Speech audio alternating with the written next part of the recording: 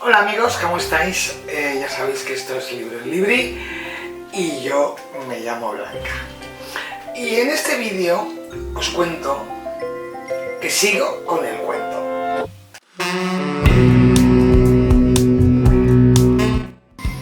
Empezamos con una exquisitez. La fraga de Cecebre de Wenceslao Fernández Flórez. El nombre de Wenceslao Fernández Flórez está unido a la magia de los bosques gallegos desde que en 1943 escribiera su emblemática novela El bosque animado. Wenceslao nació en La Coruña en 1980 Wenceslao nació en La Coruña y falleció en Madrid en 1964. De gran popularidad durante las primeras décadas del siglo XX, siempre se caracterizó por una mezcla de humor y pesimismo. A los 15 años de edad, inició su carrera como escritor en periódicos gallegos. Alcanzó la fama cuando se trasladó a Madrid gracias a las crónicas parlamentarias que publicaba en ABC.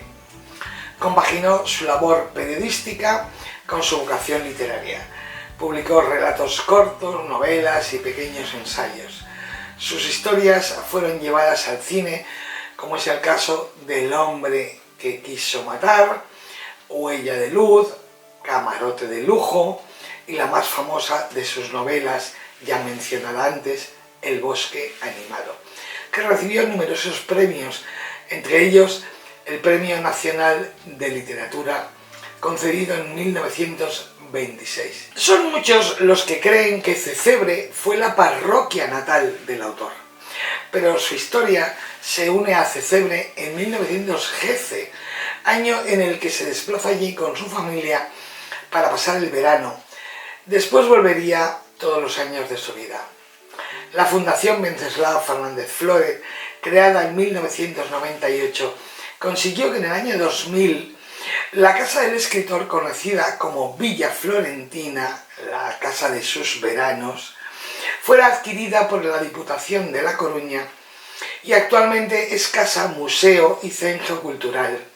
La Fundación organiza cursos y seminarios sobre el escritor y organiza rutas literarias que consisten en visitas a los lugares de especial mención en la obra de este escritor, situados todos en el mágico entorno de la Fraga de Cecebre. La Fraga de Cecebre, en castellano, fraga, quiere decir breñel, lugar escabroso, poblado de maleza y de peñas, pero fraga en gallego significa bosque inculto, entregado a sí mismo, en el que se mezclan varias especies de árboles. La Fraga de Cecebre es un cuento donde los protagonistas son los árboles y un poste de teléfonos.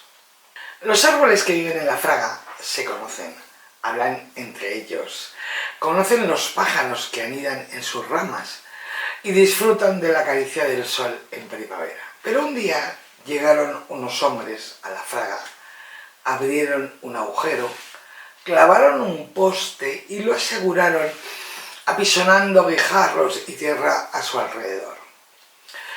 Prendiéronle varios hilos metálicos y se marcharon para continuar con su trabajo. Un pino alto, recio y recto dijo: «Han plantado un nuevo árbol en la Fraga». A partir de ese momento todos los árboles estaban pendientes del nuevo, que no habla, que no se inclina con el viento, que no anidan en él los pájaros. Aumentaba la expectación.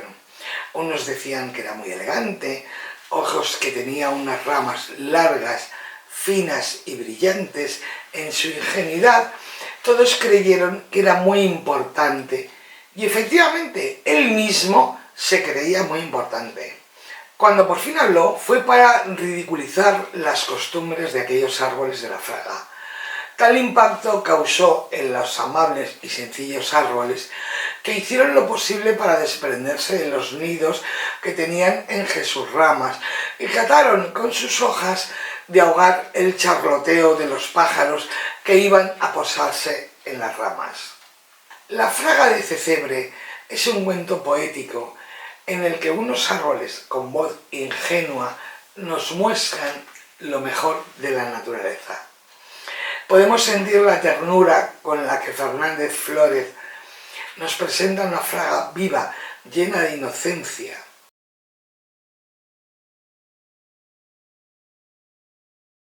Siguiente cuento. Vendrán lluvias suaves, de Ray Bradbury, que nació en Illinois el 22 de agosto de 1920 y falleció en Los Ángeles, California, un 5 de junio de 2012. Escritor estadounidense de misterio, género fantástico, terror y ciencia ficción. Fundamentalmente conocido por su obra Crónicas Marcianas, publicada en 1950, y por la súper conocida novela distópica Fahrenheit 451, publicada en 1953. Se consideraba a sí mismo un narrador de cuentos con propósitos morales. Vendrán lluvias suaves, es un cuento publicado en 1950. La historia comienza con una casa que empieza a moverse y despertarse, aunque no en el sentido tradicional. La casa está automatizada y llama a sus supuestos habitantes a la hora del día en que se deben levantar y les recuerda sus próximas actividades. La voz de la casa está claramente destinada a alguien, pero no hay nadie presente para escuchar.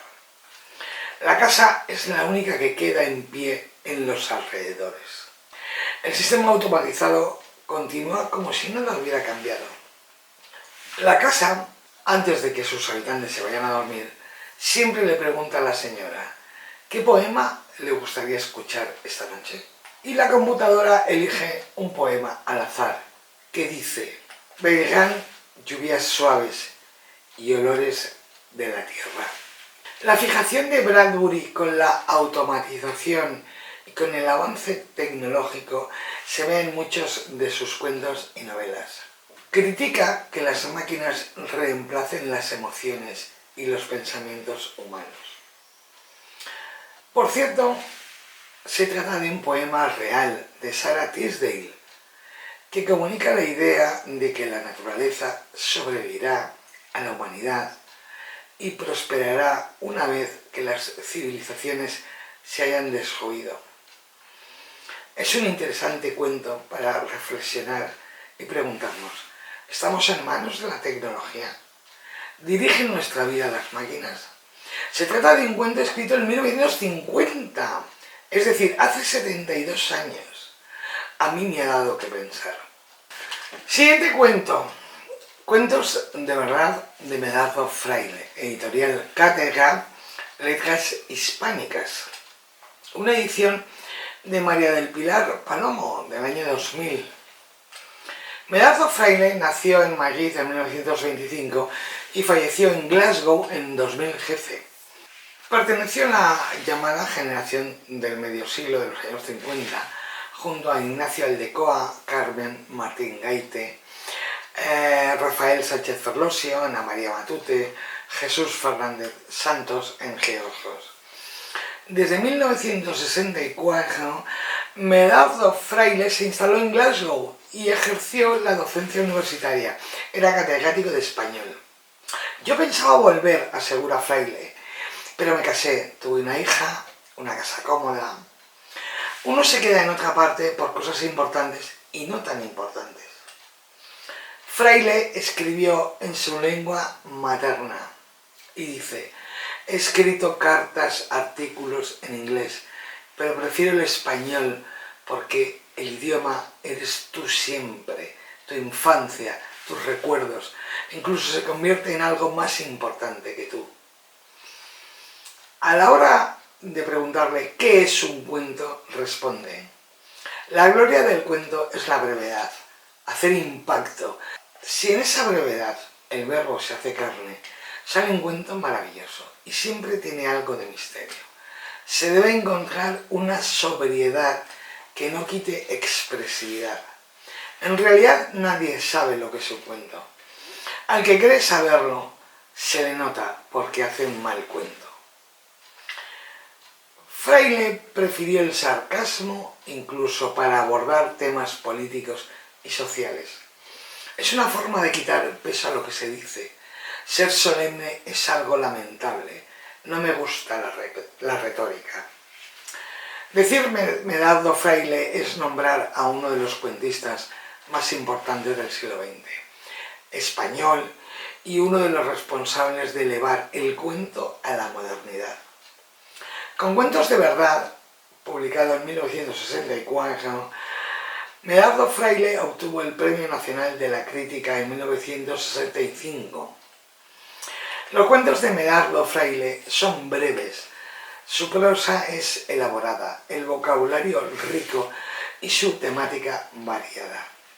Confesó que corregía una y otra vez, siempre en busca de la palabra exacta, buscando siempre la sobriedad y la precisión. Por ejemplo, un precioso cuento es Una camisa. Nos cuenta con un lenguaje poético de gran calidad la situación de Fermín Ullía, un joven y pobre pescador que no había conocido nunca el viaje del amor, que dicen es insondable y misterioso. Lo describía así el autor. Fermín era pescador, iba a diario a esa gran fábrica de aceite de hígado de bacalao, el mar, a esa gran fábrica de fósforo.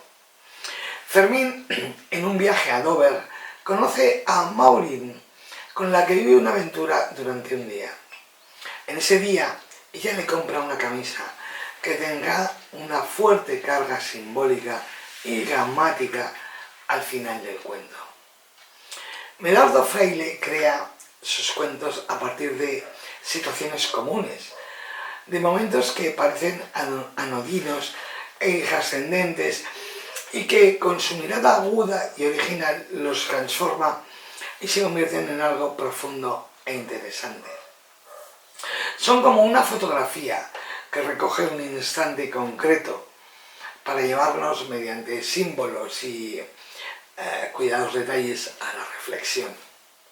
En los cuentos de Medardo Fraile hay humor, ternura, piedad y misterio. Medardo utiliza un sutil e intenso ritmo narrativo para enseñarnos que un cuento es algo que puede pasar en cualquier momento. Medardo Fraile, cuentista de culto, es un autor que conviene descubrir cuanto antes. Siguiente cuento, Alguien desordena estas rosas, de Gabriel García Márquez. Gabriel García Márquez nació en Aracataca, departamento de Magdalena, Colombia, en 1927 y falleció en Ciudad de México en el 2014. Escritor y periodista, reconocido principalmente por sus novelas y cuentos, y en 1982 recibe el Premio Nobel de Literatura. Está relacionado de manera inherente con el realismo mágico y su obra más conocida, la novela 100 años de soledad, publicada en el 67, en 1967, una de las más representativas de este movimiento literario, y está considerada como una obra maestra de la literatura universal. Alguien desordena estas rosas. Es un cuento que pertenece al libro Todos los cuentos, que a su vez es fruto de la unión de 3 libros. El primero, Ojos de perro azul. El segundo, Los funerales de la mamá grande. Y el tercero, la increíble y triste historia de la cándida Erendira y de su abuela desalmada. He querido decir el título de estos 3 libros para destacar la original habilidad de García Márquez a la hora de titular sus obras. El relato comienza con un suceso trágico. Nos cuenta cómo en una lluviosa tarde de agosto, un niño, junto a una niña de 5 años, que van a coger nidos en un establo, se cae por la escalera y muere instantáneamente. Después del terrible accidente, la familia decide abandonar la casa. Se van todos, menos el fantasma del niño. Pasan los años y aquella niña, ahora una mujer, vive en la casa y cultiva rosas que deposita en un altar en la habitación del niño. Es un relato lleno de melancolía, la melancolía que nos produce la muerte. Se aprecia el dolor que afrontamos para superar la ausencia del que se ha ido y que transmite la idea de que la muerte, de alguna manera, nos une más a las personas que ya no están. Es un cuento oscuro, lleno de flashback, idas y venidas del pasado al presente, con elementos de realismo mágico, pero con un tema que pertenece al romanticismo, la muerte y su fantasma. Y como final de finales, mis mejores deseos de que la vida os trate bien y sigáis siendo felices.